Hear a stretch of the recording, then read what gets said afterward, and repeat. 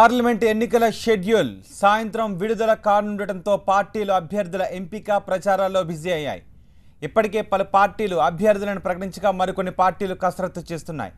తిరుపతిలో బీజేపీ కార్యవర్గ సమావేశం ప్రారంభమైంది.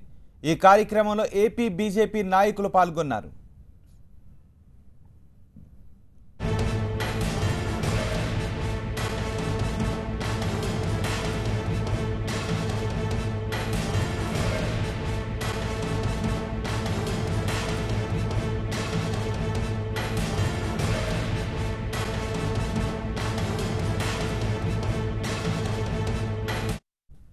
పార్లమెంట్ ఎన్నికల షెడ్యూల్ సాయంత్రం విడుదల కానుండటంతో పార్టీలు అభ్యర్థుల ఎంపిక ప్రచారాల్లో బిజీ అయిపోయాయి.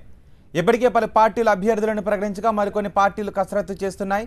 తిరుపతిలో బీజేపీ కార్యవర్గ సమావేశం ప్రారంభమైంది. ఈ కార్యక్రమంలో ఏపీ బీజేపీ నాయకులు పాల్గొన్నారు. దీనిపై మరింత సమాచారం మా ప్రతినిధి రాజు అందిస్తారు. రాజు, సార్వత్రిక ఎన్నికల నగారా సాయంత్రం మోగుతున్న నేపథ్యంలో తిరుపతిలో బీజేపీ రాష్ట్ర కార్యవర్గ సమావేశాలు జరుగుతున్నాయి. కీలకంగా 2019 ఎన్నికల్లో సత్యమేవ జయతే అంటూ బీజేపీ ఎన్నికల్లోకి పోతోంది. ఈ మేరకు బీజేపీ రాష్ట్ర అధ్యక్షుడు కన్నా లక్ష్మీనారాయణ అధ్యక్షతన పలువురు కీలక నేతలు హాజరయ్యారు. ఈ సమావేశానికి కీలకమైన నిర్ణయాలనే బీజేపీ తీసుకోబోతోంది. రానున్న ఎన్నికల్లో ఏ రకమైనటువంటి భావసారూప్యత గల పార్టీలతో కలిసి వెళ్ళాలి, లేదంటే ఒంటరిగానే ఆంధ్రప్రదేశ్ ఎన్నికల్లో తలపడాలన్న ఆ రకంగా ఎన్నికలకు సంబంధించి సమాయత్తమవుతుంటే, మరోవైపు సాయంత్రం ఆంధ్రప్రదేశ్తో పాటు 4 అసెంబ్లీ స్థానాలు 4 రాష్ట్రాలతో పాటు దేశవ్యాప్తంగా సార్వత్రిక ఎన్నికలకు నోటిఫికేషన్ విడుదల కాతున్న నేపథ్యంలో బీజేపీ అయితే దేశవ్యాప్తంగా పార్లమెంట్ ఎన్నికలపై దృష్టి పెడుతోంది. మరోవైపు రాష్ట్రంలో కూడా తమ ఉనికిని చాటుకునే ప్రయత్నం చేస్తుందని బీజేపీ రాష్ట్ర కార్యవర్గ సమావేశాలను బట్టి చూస్తే అర్థమవుతుంది. ఈ నేపథ్యంలోనే ఏ రకమైనటువంటి నిర్ణయాలు బీజేపీ కార్యవర్గ సమావేశంలో తీసుకున్నారు అని మాట్లాడేందుకు, లేదంటే ఎన్నికలు సాయంత్రానికి సంబంధించి నోటిఫికేషన్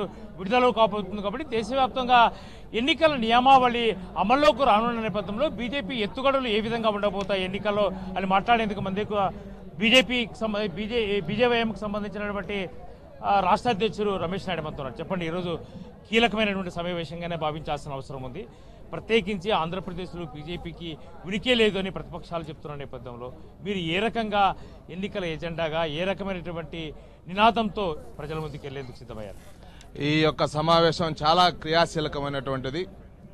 స్వామి వెంకటేశ్వర స్వామి యొక్క పాదాల చెంత మేము రాబోయే ఎన్నికల్లో ఏ విధమైనటువంటి ఎత్తుగడలు వేయాలి, అధికార పార్టీ అవలంబిస్తున్నటువంటి అసత్య ప్రచారాలను ఏ విధంగా ఎదుర్కోవాలి, అలాగే రథయాత్ర తిరిగి 13వ తారీఖు నుంచి ప్రారంభం కాబోతుంది.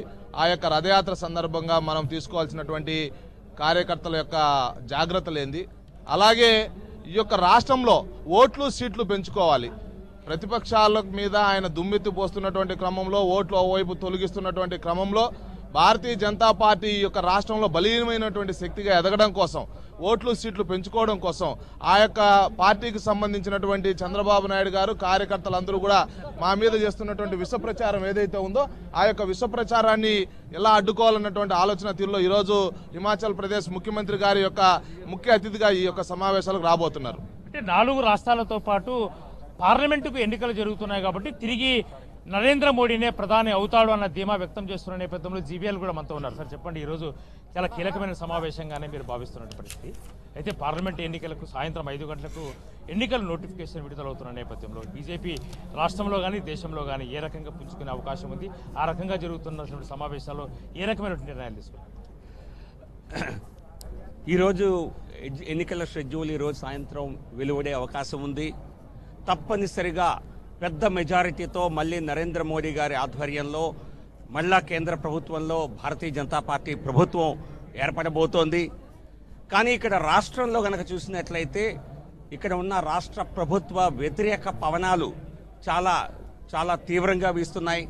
ఇక్కడ రాష్ట్ర ప్రభుత్వం తెలుగుదేశం పార్టీ అన్ని రకాలుగా ఉక్కిరి బిక్కిరి అవుతున్నటువంటి విషయం మనం చూస్తున్నాము. అవినీతిలో కానివ్వండి, ఇతర ఆరోపణలో కానివ్వండి, డేటా చోరీ విషయంలో కానివ్వండి, ఇక్కడ ప్రభుత్వం పూర్తిగా ఇక్కడ తెలుగుదేశం పార్టీ తుడిచిపెట్టుకుపోయే సందర్భంలో రాష్ట్రంలో కూడా ఒక శక్తిగా ఎదగటానికి వచ్చే వ్యాక్యూమ్ని ఫిల్ చేయడానికి భారతీయ జనతా పార్టీ సన్నద్ధమవుతోంది. ఈ రోజున తిరుపతిలో జరిగే ఈ సమావేశాల్లో వచ్చే 2 నెలల్లో జరగబోయే ఎన్నికల తరుణంలో చేయవలసిన వ్యూహాన్ని అనుసరించవలసినటువంటి కార్యాచరణని మేము ఈరోజు సిద్ధం చేసుకోబోతున్నాం. తప్పనిసరి ఆంధ్రప్రదేశ్లో కూడా ఈ ఎన్నికల్లో ఎదుగుతామన్న నమ్మకం ఉంది.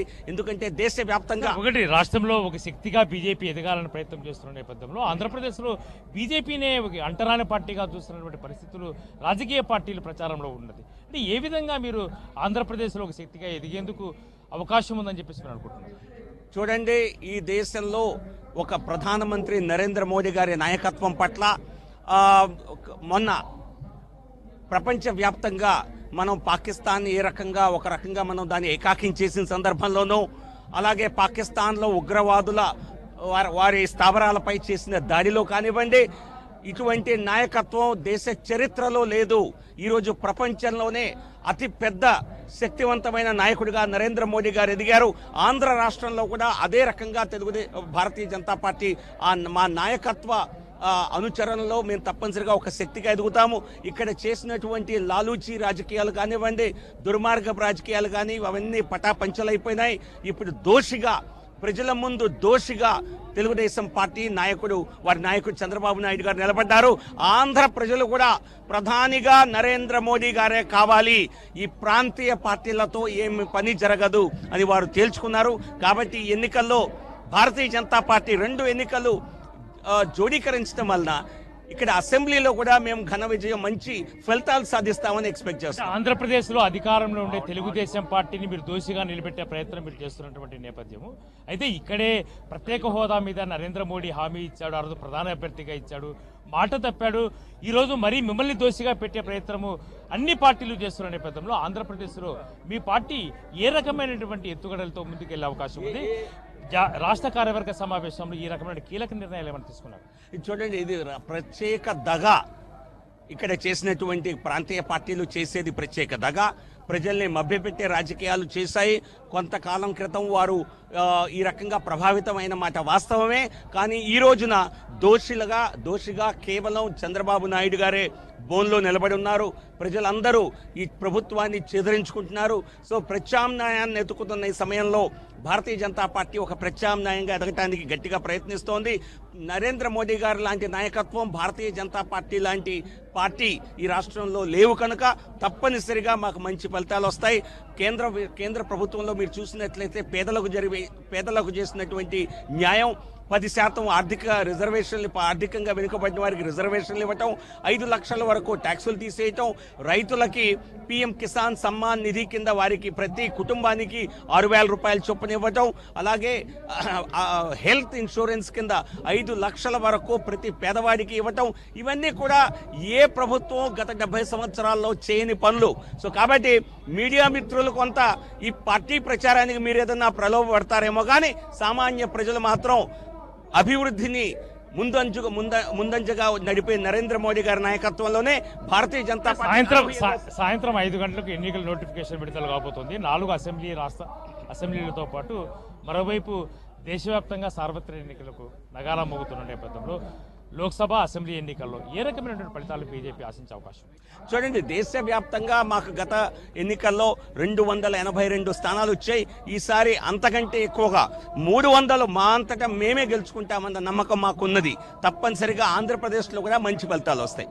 ఆంధ్రప్రదేశ్లో ఖచ్చితంగా మంచి ఫలితాలనే సాధిస్తామని జీవీఎల్ స్పష్టం చేస్తున్న నేపథ్యంలో సత్యమేవ జయత, ఆంధ్రప్రదేశ్కి ఎన్నో చేశాం కాబట్టి కేంద్ర ప్రభుత్వము నరేంద్ర మోడీ నాయకత్వంలో అనేక సంక్షేమ కార్యక్రమాలు ఆంధ్రప్రదేశ్లో అమలు చేసింది కాబట్టి ఖచ్చితంగా ఒక శక్తిగా ఆంధ్రప్రదేశ్లో ఎదిగేందుకు బీజేపీ ప్రయత్నం చేస్తుంది. ఈ నేపథ్యంలో కార్యవర్గ సమావేశంలో కీలకమైనటువంటి నిర్ణయాలు తీసుకోవడం ద్వారా ప్రతిపక్షాలు చేస్తున్న విమర్శలను తిప్పుకొట్టేందుకు రాష్ట్ర కార్యవర్గ సమావేశంలో ఓ కీలక నిర్ణయాలు తీసుకోవడము, పార్టీ యంత్రాంగాన్ని అంతా కూడా సమాయత్తం చేసి సాయంత్రం వెలువడినటువంటి నోటిఫికేషన్ తర్వాత రాష్ట్రంలో ఒకవైపు దేశంలో జరుగుతున్న ఎన్నికల్లో బీజేపీ సత్తా చాటుకునేందుకు సమాయత్తం కావాల్సిన అవసరం ఉందని క్యాడర్కు ఆ రకంగా నూరిపోరుస్తున్న పరిస్థితి తిరుపతిలో జరుగుతున్న కార్యవర్గ సమావేశాల ద్వారా స్పష్టమవుతోంది.